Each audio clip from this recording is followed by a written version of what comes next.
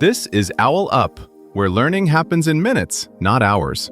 For a deeper journey, explore all our courses at owlup.co. Now, let's dive in.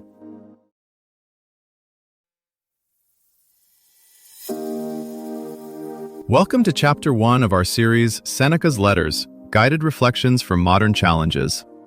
In this episode, titled Introduction to Seneca's Letters, we'll uncover the purpose and structure behind these timeless writings and explore how they can resonate with our modern lives. So, let's dive in. We suffer more in imagination than in reality, Seneca wrote to a friend nearly 2,000 years ago. Now, pause on your latest stress, an email, a bill, a difficult talk. Which part is real, and which part is your mind rehearsing disaster on repeat? Seneca's letters aren't a neatly packaged self-help system. They are one side of an ongoing, messy conversation with a real person facing real pressures: career uncertainty, social expectations, fear of loss, the pull of comfort. Each letter drops into Lucilius's life midstream. Seneca responds to setbacks, ambitions, travel plans, and moral scruples the way a seasoned mentor might answer your late-night voice notes. That's part of their power. They meet life as it is, not as philosophy textbooks describe it.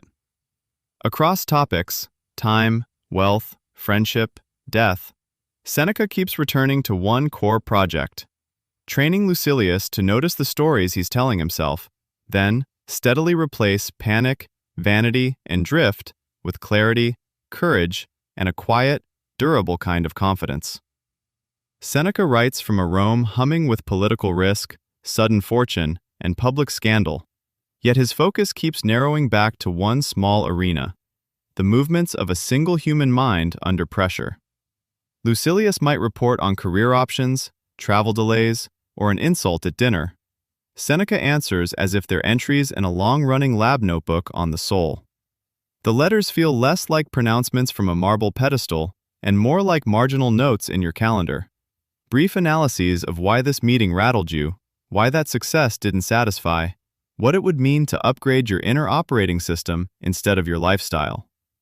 Seneca structures many of his letters like a good debrief after a difficult day.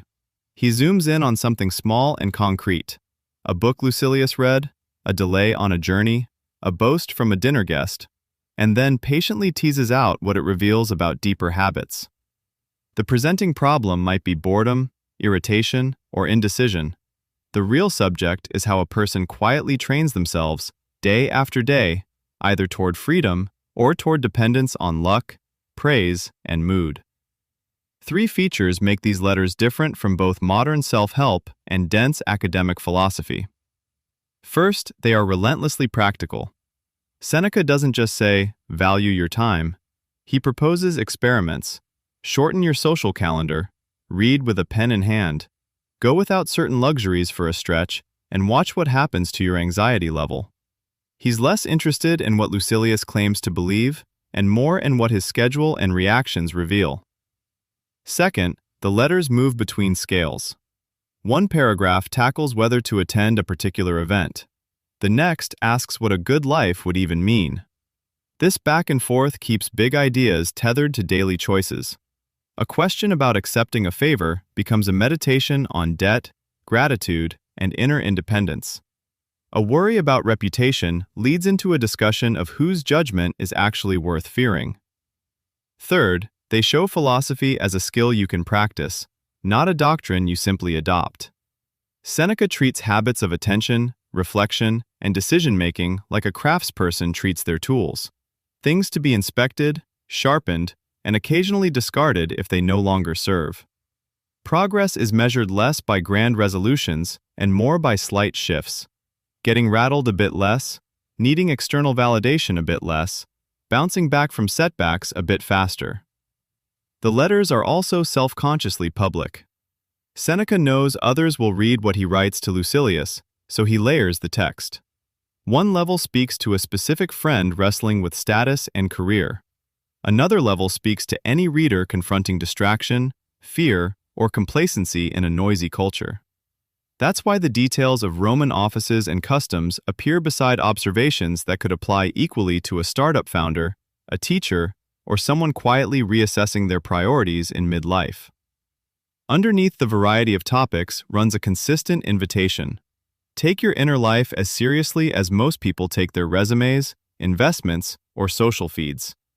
Treat each reaction and choice as data.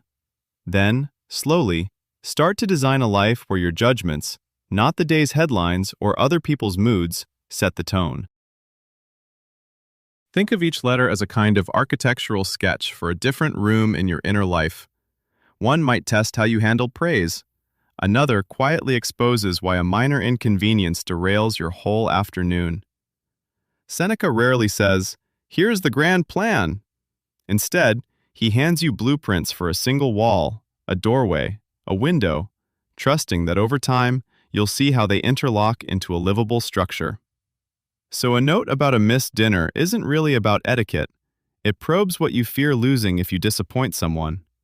A reflection on travel isn't tourism advice. It checks whether you're fleeing your thoughts or learning to carry them more lightly. A passing remark about wealth becomes a stress test.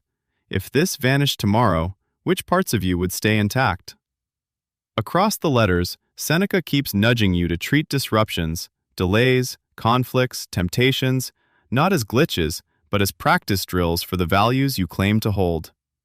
Seneca's letters may end up working less like a rulebook and more like open-source code for inner life. As therapists, coaches, and even app designers borrow his patterns, small exercises, an evening debrief, a brief status check before big decisions, could become as normal as step counters.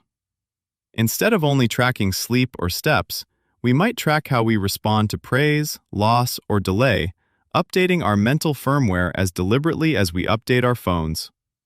Taken slowly, the letters become less a monument and more a training ground. Short, direct prompts to test in your next awkward meeting, delayed train, or late-night spiral. Like updating a navigation app with live traffic, you'll keep revising your inner map as you go, learning, week by week, which routes actually lead you closer to a life you endorse. Try this experiment. For the next 3 days, pick one ordinary frustration, slow traffic, a rude email, a delayed meeting, and, before reacting, pause and silently ask yourself Seneca's question. Is this actually harming my character or just my comfort? Then deliberately respond as if you were writing back to Lucilius. Choose the calmer, wiser action you'd be proud to describe in a letter. For example, patient silence, a courteous reply, or simply letting it go. Each night, quickly rate from 1 to 10 how much that single question reduced your stress in those moments. After 3 days, decide whether this inner letter to Lucilius makes you handle annoyances better and if it's worth keeping as a daily habit. This was OwlUp, your daily step forward. To keep learning with structured courses and more insights, go to owlup.co. Until tomorrow!